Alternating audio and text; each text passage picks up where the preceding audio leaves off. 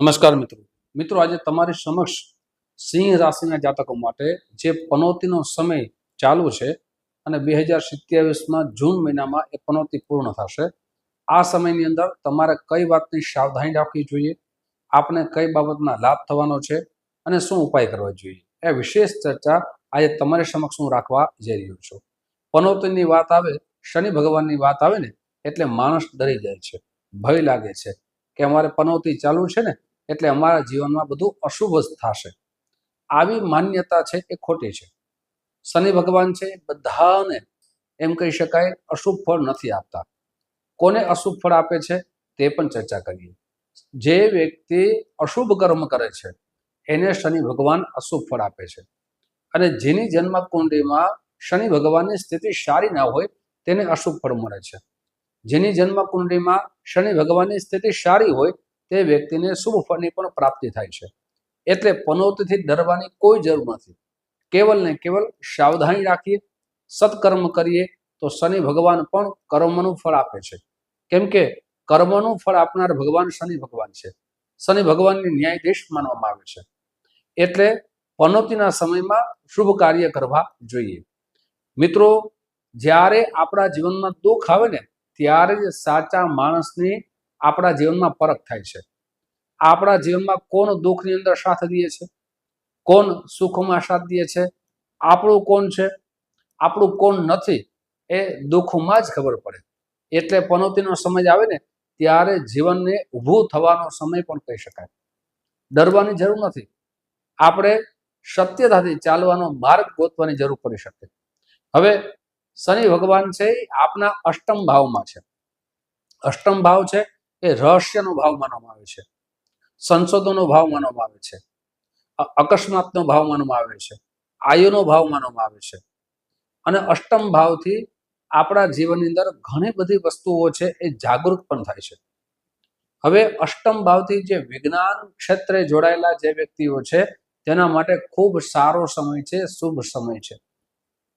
એમના જીવનની અંદર જે કંઈક ને કંઈક સંશોધન કરશે, એ સંશોધન એના જીવનમાં પ્રગતિશીલ બનશે.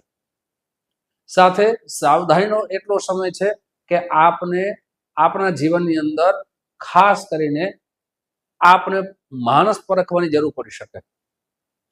જેમ કે જ્યારે પણ કોઈ પણ પૈસાની લેવડ દેવડ કરો, આપના વિશ્વાસો હોય, આપણી સાથે રહેતા હોય, આપને ખૂબ પ્રેમ હોય, આપ જેને ઓળખતા હો એની સાથે જ આ સમયની અંદર પૈસાની લેવડ દેવડ કરવી જોઈએ. જો આ સમયની અંદર પૈસાની લેવડ દેવડ કોઈ અન્ય વ્યક્તિ સાથે આપ કરશો અને લાલચમાં આવીને પૈસાની લેવડ દેવડ કરશો તો આપના જીવનમાં નુકસાન થવાની સંભાવના ખૂબ વધી ગઈ છે. સાથે અકસ્માત એટલે કે વાહન ચલાવતી વખતે પણ સાવધાની રાખવી જોઈએ. ઘણા બધા વ્યક્તિઓ છે વાહન ચલાવતી વખતે સરકારના નિયમ પ્રમાણે વાહન ચલાવતા નથી, પોતાના નશામાં વાહન ચલાવે છે, એટલે એનું નુકસાન એમને જ ભોગવવું પડે છે. પછી આપણે કહીએ છીએ એક્સિડન્ટ થયું, પણ સરકારના નિયમ પ્રમાણે સાથે નશામાંથી મુક્ત થઈ જાગૃત અવસ્થામાં જો વાહન ચલાવીએ, ધીમે વાહન ચલાવીએ તો એ અકસ્માતમાંથી આપણે બચી શકીએ છીએ, નુકસાનથી બચી શકીએ છીએ. શનિ ભગવાન છે એ કર્મનું ફળ આપનારા છે, પણ આપણા જીવનમાં આપણે આળસ પ્રવૃત્તિ પણ ત્યાગ કરવો જોઈએ. આપ જેટલું આળસનો ત્યાગ કરશો, ઉત્સાહ, ઉમંગ અને મહેનત સાથે કાર્ય કરશો, શનિ ભગવાન આપના જીવનમાં શુભ ફળની પ્રાપ્તિ કરાવશે. પણ આપ ખૂબ ધીરે ધીરે કાર્ય કરતા રહેશો તો એ કાર્યમાં સફળતા મળશે નહીં. શનિ ભગવાનની 3 દ્રષ્ટિ પડશે. સાથે શનિ ભગવાન વિશેષ કરીને ક્યારે શુભ ફળની પ્રાપ્તિ કરાવે છે? જેની જન્મ કુંડળીમાં મકર રાશિનું શનિ હોય તેના માટે ખૂબ સારું ફળ આપે. જેની જન્મ કુંડળીમાં શનિ ભગવાન કુંભ રાશિનો શનિ હોય તેના માટે ખૂબ સારું ફળ આપે. જેની જન્મ કુંડળીમાં તુલા રાશિનો શનિ હોય તેના માટે શુભ ફળની પ્રાપ્તિ કરાવે. પણ જેની જન્મ કુંડળીમાં મેષ રાશિનો શનિ હોય તેના માટે અશુભ ફળ પ્રાપ્ત થઈ શકે.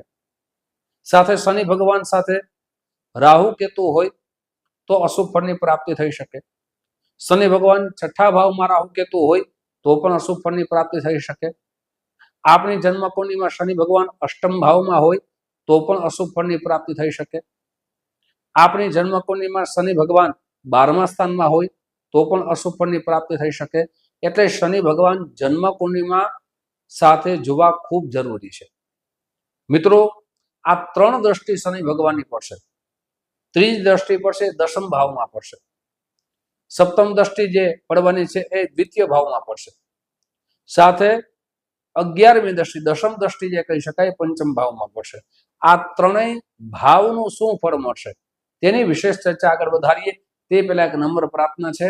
મારા નવા મિત્રો આ વિડીયો જોઈ રહ્યા છો, મિત્રો આ વિડીયો તમને ગમે તો જરૂર ને જરૂર આપના મિત્રોમાં આ વિડીયો શેર કરજો, લાઈક કરજો. સાથે મિત્રો પહેલી વખત આ ચેનલ જોઈ રહ્યા હો તો અમારા ચેનલ સબસ્ક્રાઇબ અવશ્ય કરી લેજો. ફેસબુકના માધ્યમથી જોતા હો તો અમારા પેજને ફોલો કરી લેજો, જેનાથી આવી સુંદર માહિતી આપને પ્રાપ્ત થઈ શકે. મિત્રો, હવે વાત કરીએ દ્રષ્ટિની. તો આપની જન્મકુંડલીમાં જે દશમ ભાવ માનવામાં આવે છે તેને પણ ગોચર ગ્રહો અનુસાર આપણે વાત કરીએ છીએ. ત્રિદ્રષ્ટિ દશમ ભાવમાં પડે છે. દશમ ભાવ છે એ કેરિયરનો છે. આપના કેરિયરમાં ગ્રોથ વધવાનો છે. આપના પિતા તરફથી આપને સહયોગ મળવાનો છે. આપના કર્મની અભિવૃદ્ધિ થવાની છે. આપ આધ્યાત્મિક બનવાના છો. આપના જીવનની અંદર કર્મથી શ્રેષ્ઠ બનશો. માન સન્માનનો વધારો થવાનો છે. યશ કીર્તિનો વધારો થવાનો છે. સાથે શનિ ભગવાનની બીજી દ્રષ્ટિ જોઈએ તો દ્વિતીય ભાવમાં પડે છે. બીજો ભાવ છે એ ધનનો છે. બીજો ભાવ છે એ પરિવારનો છે. બીજો ભાવ છે એ વાણીનો છે. હવે ફરીથી સાવધાની કઈ વાતની રાખવી જોઈએ? વાણીમાં કંટ્રોલ રાખવો પડશે. ઘણી વખત વાણીથી વિવાદમાં પડી જાય છે અને વિવાદ છે એ ખૂબ મોટું નુકસાન થવાની સંભાવના વધી જાય છે. વિવાદમાં પડીએ તો કોર્ટ કચેરીમાં જવું પડે તો તે પણ મોટું નુકસાન છે. એટલે આપને આપણી વાણી ઉપર ખૂબ કંટ્રોલ રાખજો. આપના ક્રોધ ઉપર કંટ્રોલ રાખજો. પરિવાર પ્રત્યેનો ભાવ સ્નેહ વધશે. ધનની બચત થશે, પણ એ ધન છે એને યથા યોગ્ય સારા કર્મની અંદર વાપરજો, જેનાથી પાછું ધન વધી શકે.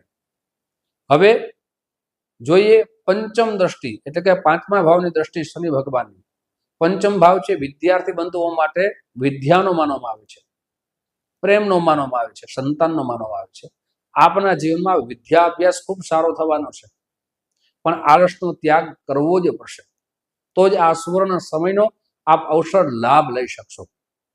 સાથે સંતાન પ્રત્યે જે આપના વિચાર ભેદ થતા હતા એ વિચાર ભેદ હવે દૂર થશે. સાથે પ્રેમ કરવો બહુ સારી વાત છે, પણ પ્રેમને ઈશ્વર સાથે જોડીને નિભાવવો જોઈએ. અત્યારે વાસનાયુક્ત પ્રેમ કરે છે તેમાં હર હંમેશા દગો ફટકો લાગે છે. એટલે આવા વાસનાયુક્ત પ્રેમથી બચવું જોઈએ. મિત્રો, શનિ ભગવાનની 3 દ્રષ્ટિની વાત કરી છે. હવે ઉપાયની આપણે ચર્ચા કરીએ. કયા ઉપાય કરવા જોઈએ? આપની જન્મકુંડલી બતાવી શનિ ભગવાનનું રત્ન નીલમ આપને પંચાંગ કર્મ કરી અને ધારણ કરી શકો છો.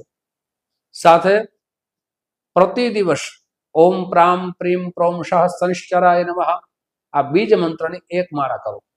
શનિવારના દિવસે આપની આજુબાજુમાં શનિ ભગવાનનું મંદિર હોય અથવા હનુમાનજી મહારાજનું મંદિર હોય ત્યાં જઈ તેલ અર્પણ કરો, અડદ અર્પણ કરો.